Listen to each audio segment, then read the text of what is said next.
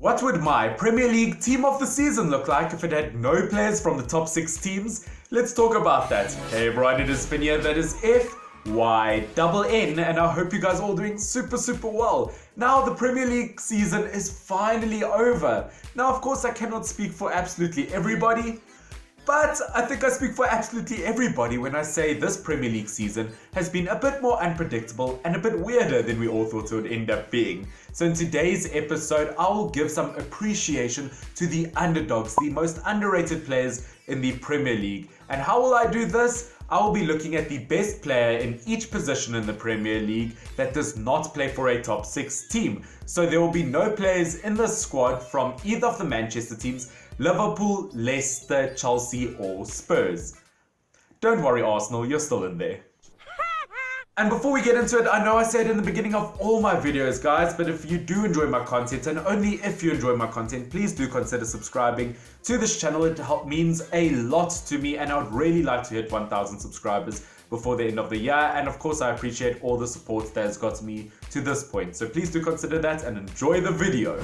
We start off in the goalkeeper position. Now outside of the top 6 teams this season, there have actually been a lot of goalkeepers that I could mention that have really contributed and helped their teams, whether it's someone like Ramsdale, Dubravka, Gaeta, or whether it's someone like Leno or even Martinez or someone like Rui Patricio. There are a lot of goalkeepers, but in my opinion it has to be one of the English goalkeepers, either Nick Pope from Burnley or Dean Henderson from Sheffield United. Now it's a very tricky one, and obviously this is my opinion, you can put your opinions down below, but I'm going to go for Dean Henderson, not just because Sheffield United placed above Burnley on the table, but just in terms of exceeding my expectations. That is exactly what Sheffield United has done. Burnley came 10th on the Premier League table this season, which I think people expected them to be around mid-table, where Sheffield United, people expected them to get relegated, and they came 9th. Now, I know what you're going to say, Dean Henderson has 2 less clean sheets than Nick Pope from Burnley, but at the same time, 13 clean sheets for Dean Henderson as his first season as a Premier League goalkeeper is extremely impressive. Along with that, compared to Pope, he has a 5% better save success rate in the Premier League with 76% save success rate per game. That is very good, and he conceded less goals throughout the season. So it really could go either way. I really could have gone Pope or Dean Henderson. This case I'm going Dean Henderson, and I would give him a 90 rated card. I know he was given a team of the season so far card, that was 88, but since football has returned, he has played against some huge teams and he has performed well against literally all of them. And in my opinion, that deserves a 90 rated card.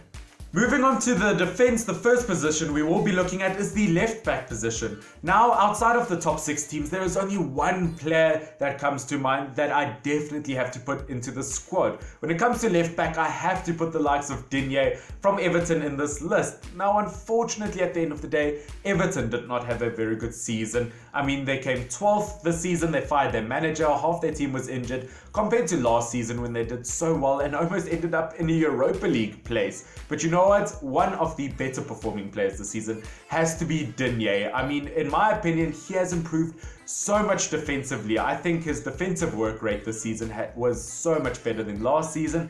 And even attacking wise, 7 assists. The best assist maker for Everton this Premier League season, which just shows how complete he is as a fullback, and in my opinion one of the most complete fullbacks in the world. Good at attacking, good at defense, and I have to give him an 87 rated card.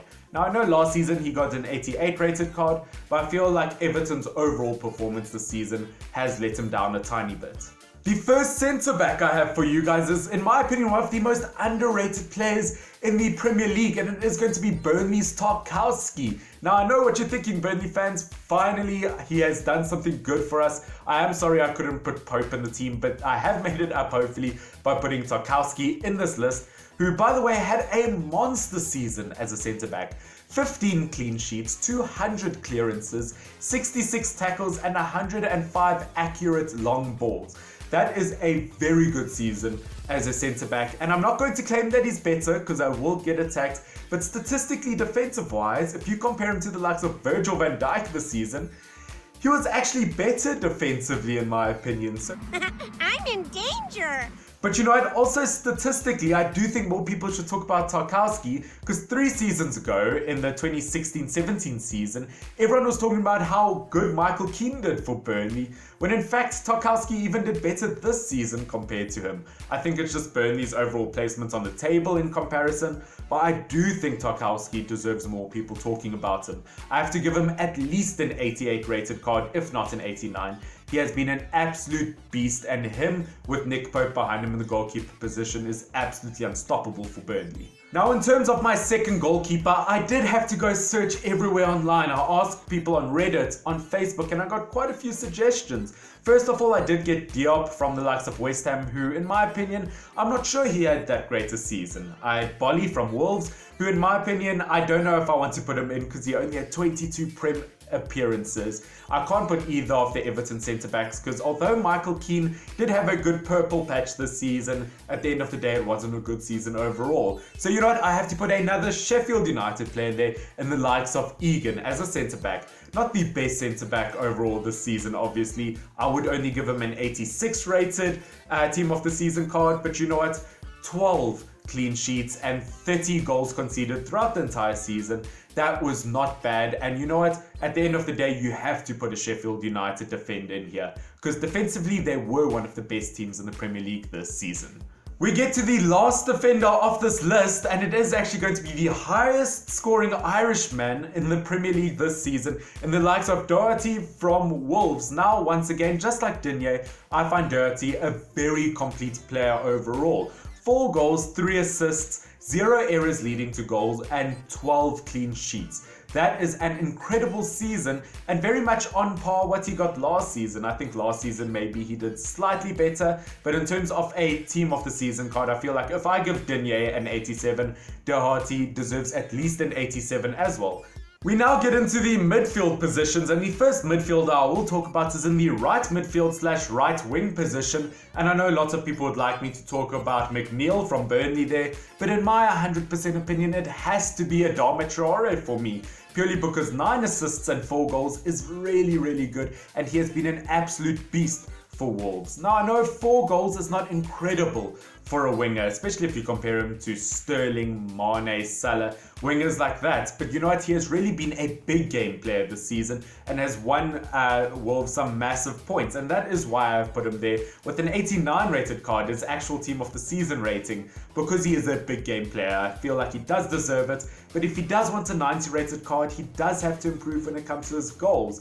But at the end of the day, what an absolute beast. We now get into our first central midfielder in this team, and outside of the top 6 guys, there are not a lot of central midfielders that I feel like does deserve a team of the season rating. That is why I have manipulated some of the positions around a tiny bit. For example, my first central midfielder is going to be Richarlison from Everton. Although normally a striker, and he does have a striker team of the season card, he can play in the right midfield position or an attacking midfield position, which is what I've used in this squad, obviously.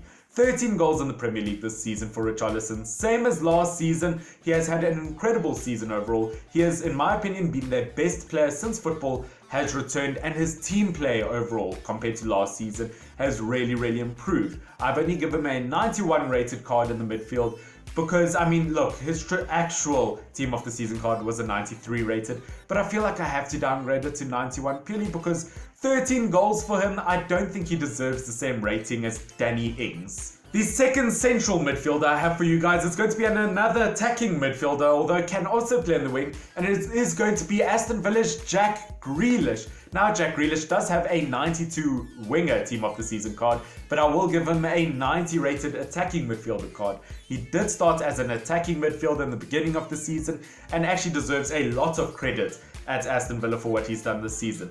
Top assist maker for Aston Villa, top goal scorer in the Premier League, and most passes completed.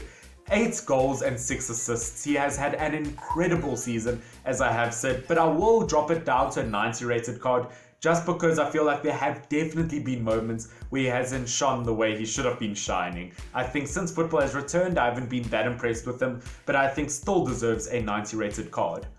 We get to the last midfielder in this list, and once again a player who I've kind of manipulated the position in the left midfield/left wing position, it is going to be Pierre-Emerick Aubameyang, who has actually played a lot in the left wing position this Arsenal season. He really does well on the wide there, but he can also do very well centrally. But at the end of the day, wow, what an amazing player for Arsenal. I have to put him in this list, and I will give him his actual 96 rated card, purely because he has been the only shining light, in my opinion, for Arsenal, bar maybe the goalkeepers. But you know what? 22 goals this Premier League season, only 2 of them from the penalty spot. That is still 20 goals from open play. I think Aubameyang deserves a lot of credit for what he's done at Arsenal. And the reason I've given him such a high rating is, let's be 100% honest, if Aubameyang did not play for Arsenal, they would have gotten relegated this season. We now get into our attackers, and I do have 2 strikers for you guys. And the first striker I have for you is a player that I did end up mentioning earlier, and it is going to be the 93 rated Danny Ings. Now, as far as his rating goes, I think he at least deserves a 93 rated card, purely because Southampton, in the beginning of this Premier League season, there were points where they were in the relegation zone. They looked so horrible, but yet at the same time Danny Ings still managed to perform, which really is the marks of a really good striker. When the team doesn't seem to perform and the striker still does, I think you have to give the striker a lot of credit. He ended up getting, and yes, I say he ended up getting because I have to give a lot of credit to him, Danny Ings ended up helping Southampton get to 11th place on the Premier League table, which is far better than I actually thought they would do. 22 goals for a Southampton striker is amazing. A Southampton striker getting the second most goals in the Premier League season, I think he deserves a lot of credit and at least a 93 rated card. The last player I have for you guys, which remember, if you have enjoyed, please do subscribe to this channel. It means a lot to me, especially so that you don't miss me live when I play FIFA with my United career mode. The last striker I have for you guys, now there actually are quite a few strikers I could mention. I know lots of people would want Antonio from West Ham to be here, but let's be honest, he has only performed since football has started. I could put someone like Mapai there, I could put someone like Lacazette, but in my opinion, I have to put Raul Jimenez from the likes of Wolves there. The Wolves striker has had an incredible season, 17 Premier League goals. I feel like it's an incredible job for him. Of course, he got more than 20 or 30 goals in all competitions this season, but this is just my Premier League team of the season. But you know what, I really do feel like he could be a 20 goal a season striker, and I do think that he could potentially get that next season. I have to give him a 91 rated card because he is that good. And guys, that is it for my list of players outside of the top 6 teams that do deserve to be in my Premier League team of the season. Obviously, you guys can tell me whether you agree or not down below. I would really appreciate that, because obviously I care what your guys' opinions are. I'm always interested to see that. But guys, if you have enjoyed the video, please do subscribe. It means a lot to me. Hope you guys all enjoy the rest of your days. And this has been Finn, FYNN. Cheers.